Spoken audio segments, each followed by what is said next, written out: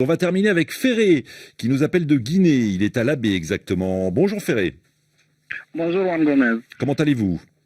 ça va, merci et vous. Merci bien, merci de nous appeler. De la Guinée, vous avez des questions, vous, sur la situation en Haïti et surtout sur le bras de fer entre le président Moïse et ses opposants. Oui, effectivement.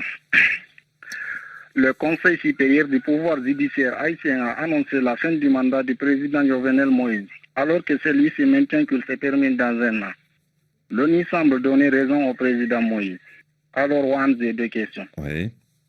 D'où vient cette confusion sur la date de la fin de son mandat? Alors, on va déjà répondre à cette première question avec Frédéric Thomas qui est avec nous. Bonjour. Bonjour. Docteur en sciences politiques, chercheur au Centre Tricontinental, et on vous doit l'échec humanitaire, le cas haïtien, publié aux éditions Couleur, livre.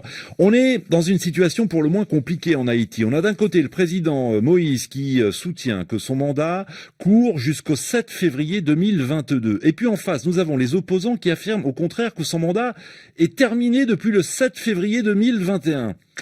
Qui a raison, qui a tort? Comment en est-on arrivé à une telle confusion? La confusion trouve sa source dans le dernier processus électoral.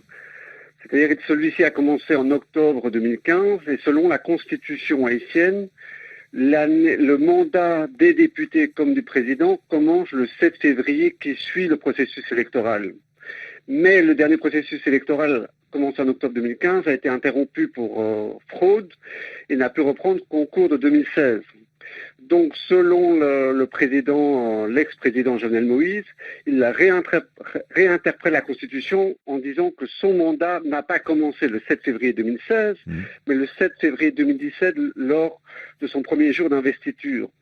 Alors c'est compliqué, ça se complique du fait qu'il n'y a pas de cour constitutionnelle en Haïti pour arbitrer ce différend, et surtout de la mauvaise foi de Jovenel Moïse, puisque lui-même a mis fin au mandat des députés en janvier 2020 sur base de cette échéance de 2016. Donc il interprète la Constitution différemment pour lui que par rapport aux députés et sénateurs. Ouais, donc plus de Conseil constitutionnel, si je comprends bien, plus d'Assemblée nationale.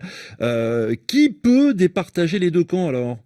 Mais il y a, même s'il n'y a pas de cour constitutionnelle, il n'y a pas simplement la Cour supérieure de pouvoir judiciaire et aussi la Fédération des barreaux de Haïti. Il y a les trois écoles de droit de Harvard, de New York, et donc qui m'échappent aux États-Unis, qui ont interprété la Constitution dans le même sens que la Fédération des barreaux de Haïti. Là, ce n'est plus une question juridique, mais une question vraiment de politique, de bras de fer politique. Et malheureusement, l'ONU, qui n'a pas de mandat pour se positionner par rapport à l'interprétation de la Constitution haïtienne, appuie le pouvoir actuel et Jovenel Moïse. Voilà, il soutient effectivement, l'ONU soutient le calendrier électoral qui est défendu par le président Moïse. En deux mots, à l'heure actuelle, il y a un gouvernement de transition qui a été nommé. Le bras de fer se durcit alors? Oui, il se durcit parce que on est face à un président totalement discrédité, isolé, qui a face à lui quand même un ensemble large spectre de la société civile et qui est dans une fuite en avant pour organiser un référendum constitutionnel interdit par la Constitution, des élections, alors que les conditions juridiques, démocratiques, sécuritaires ne sont pas garanties.